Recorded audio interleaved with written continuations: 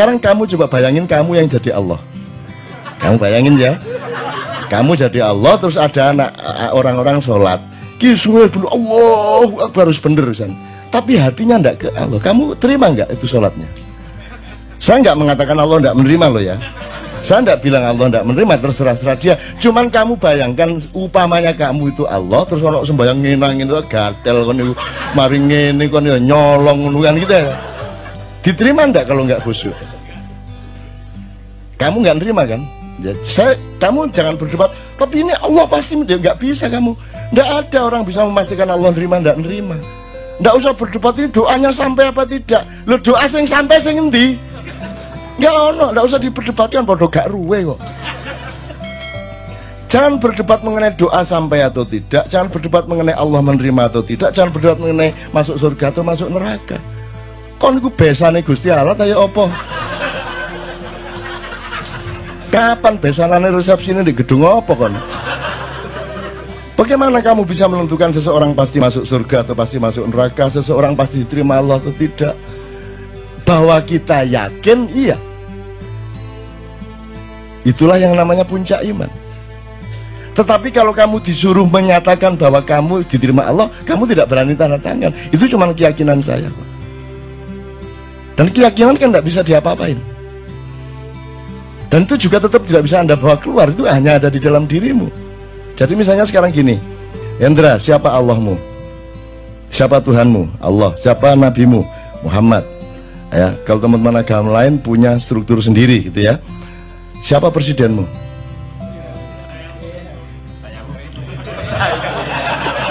Upamanya ya.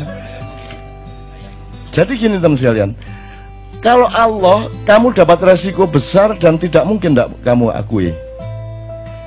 Nabi Muhammad juga begitu. Karena ada alasan rasional, bukan soal korps, bukan soal golongan. Ada asbabun nuzulnya, ada mantiknya, ada semuanya. Tapi kalau selain yang dua itu boleh ndak kamu ndak mengakui? Saiki ditegesno ndak awakmu iku. Jadi kamu sekarang ngakuin ndak yang selain dua tadi itu? Boleh ndak sekarang kamu nggak ngakui? Ah ya sudah, enak toh. Kan boleh kamu ndak mengakui. Jadi juga nggak usah terlalu pusing juga. Kata aku nih kan, nah itu repot. Kata di TV kata aku nih dapurmu kan gitu kan. Kan gitu kan. Kalau dia pas lewat kita kepergok, ya saya nggak akan memperlakukan dia sebagai presiden. Kan begitu. Ya aku liwat sakarepku. Masih ono tuet aku liwat sakarepku kata apa kan. Aku urip dikai Gusti Allah kok. Mau saya ngabekti karo sing wong kabeh ono pantes-pantese kan. Kabeh iki nek gak apik ya pinter, nek gak pinter ya pantes ngono lho. Iki gak kabeh ya apa iki? Ya bojo iku gak pinter gak apa-apa angger ayu, ngono ta? Gak ayu gak apa-apa angger ngabekti kan. Iki gak kabeh. Ya apa pinter gak ngabekti gak ayu gak. Ya apa? Maka bal huwa yakut. Nah sekarang teman-teman sekalian, kalau ada mutiara di luar dirimu, kamu harus bersyukur kepada Allah. Kalau ada orang yang mengingatkan kamu kepada bahwa dalam hidup ini Allah bikin macam-macam, kadarnya macam-macam. Nabi aja beda-beda kok. Masuk Nabi podo kabeh, terus nanti di surga haknya sama. Ya beda. Ada yang kekasihnya Allah, ada yang sahabat karibnya Allah, ada yang juru bicaranya Allah, ada yang sembelihannya Allah. Kan gitu. Ismail sembilannya Allah. Terus rumah kamu juga nggak ngerasain deh jadi Ibrahim. Bayangin kamu jadi Ibrahim, disuruh Allah nyembelih anaknya, itu gimana rasanya coba? Kamu tenang-tenang aja. Terus kamu pikir Ibrahim nggak mencoba bereaksi gitu? Terus ya ikhlas ya Allah, ya ndak lah. Jadi Ibrahim dia pergi ke hutan, dia itu kan semua kan tidak untuk kepentingan Allah. Emang ada Allah punya kepentingan. Jadi kalau Allah menyuruhmu sesuatu, itu kan untukmu, untuk melindungimu, untuk pemahamanmu, bukan untuk dia. Gak padaan Gusti Allah kon gak sembahyang. Jadi itu untuk supaya ada, karena umatnya Nabi Ibrahim itu orang yang sudah terlanjur menyembah Tuhan yang sebelumnya, kepercayaan yang sebelumnya, yang apa namanya, tradisinya berbeda dengan yang ditawarkan oleh Nabi Ibrahim. Nah, untuk merubah tradisi dan meyakinkan mereka kepada tradisi baru itu harus ada praktek ikhlas membunuh anak itu. Jadi Nabi Ibrahim yo jane yo gak kuat rek, matane ngaplok arek gak kuat ya. Jadi dia nang alas naik gunung sama Ismail sama bawa kambing. Itu nanti wis melayu. Akhirnya dia sembelih kambingnya, terus dia turun membawa kambing. Ini loh kalau Allahku, katanya, kata Ibrahim kepada Umar, ini loh kalau Allahku menyuruh sesuatu itu bukan karena kejam kepada kita, bukan karena minta ditaati. Sesungguhnya semua perintahnya karena sayang kepada kita.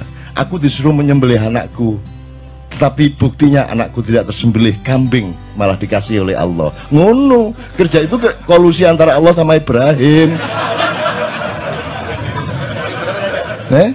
Terus tenang aja.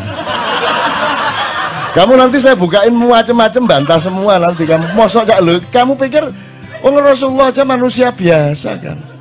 Semua itu kan enggak kok terus semua itu sudah hebat sejak awal, ya enggak. Nabi Nuh aja istrinya dia enggak bisa dakwahi kok. Anaknya Nabi Nuh sendiri kafir kok. Kamu bisa bayangkan kalau seorang nabi istrinya sendiri tidak ikut suaminya, anak itu kan, bayangin rumah tangganya bagaimana, bayangin masyarakatnya bagaimana. Sekarang kita ini anak kita satu nakal aja udah pusing, nggak karu-karuan kok. Bayangin ada nabi rasul lagi yang istrinya tidak taat, anaknya tidak taat. Kamu bisa bayangin keluarga ini gak sakinah toh, gitu loh. Jadi kamu juga jangan terlalu pusing, karena Allah itu sudah kasih jurisprudensi apa saja ada. Kalau kamu mengalami kesulitan apa-apa, tinggal cari jurisprudensi apa. Wah, ini cocok iki Nabi Yunus sih, Nabi Yunus sih cocoknya. Kalau kamu mengacu kepada contoh-contoh kejadian yang sudah Allah paparkan, kalau kamu menemukan itu, selesai. Kamu akan mentertawakan dirimu, ngene kok galau, gak masalah. Ini buahnya, kalau saya buka Anda bingung nanti. Buahnya Rasulullah, misalnya Rasulullah pernah mengganjal perutnya dengan batu supaya tidak lapar. Kalau orang tidak mikir, ya Aisyah ganjel batu tagak. Karena tidak pernah mikir tak? Mbok mestinya dilihat lah, kan mestinya serumah dong ganjel batu semua. Lah kamu nggak punya fakta bahwa Aisyah, jangan-jangan beliau lapar itu karena Aisyah lupa nawari makan. Loh, salah satu kemungkinannya loh ya. Mungkin Aisyah pas kurang care. Lah Rasulullah kan mau bilang, Aisyah saya belum makan, tidak berani dia.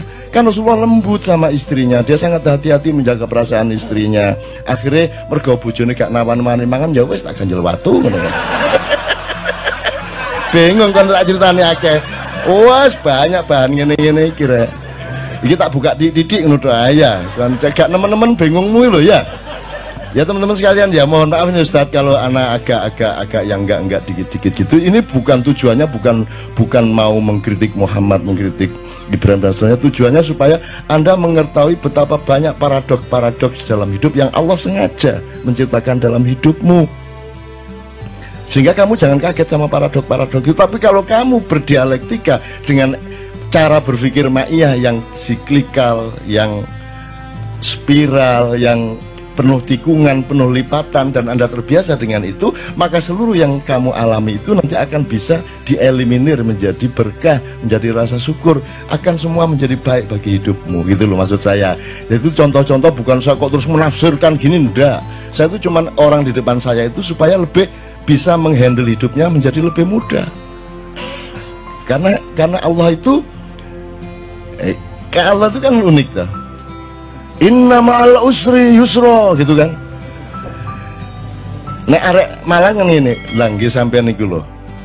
Kan bersamaan dengan kesulitan sudah aku sediakan kemudahan. Langgi sampean kok repot-repot, mbok wis langsung kemudahan apa sih? Ana sing nakal ngono ya apa? Semua orang di Indonesia kalau pidato syukur kepada Allah yang telah memberi kesehatan kita hari ini, dan tidak lupa kepada junjungan Nabi besar Muhammad SAW yang telah membawa kita dari kegelapan menuju cahaya. Itu sono sing nakal. Gusti Allah ya repot-repot mbok wis langsung cahaya opo ose dadak kegelapan barang gitu loh. Tapi memang dramanya seperti itu, dan Allah maunya dialektika kemesraan yang seperti itu.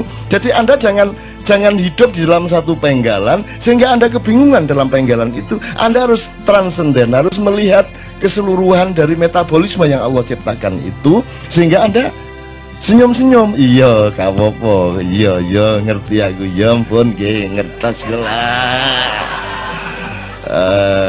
Ngertos kula. Ya makanya kan kata rahasia, Ustaz ya, tolong dalam tasawuf, kata rahasia itu kan sangat mesra. Kalau sudah Allah ngomong sirrun, asrarun gitu ya, itu kan salah satu kemesraan itu karena kita punya rahasia, punya ketidaktahuan, punya kesulitan, punya kebingungan. Kalau kita nggak punya kesulitan, gak enak.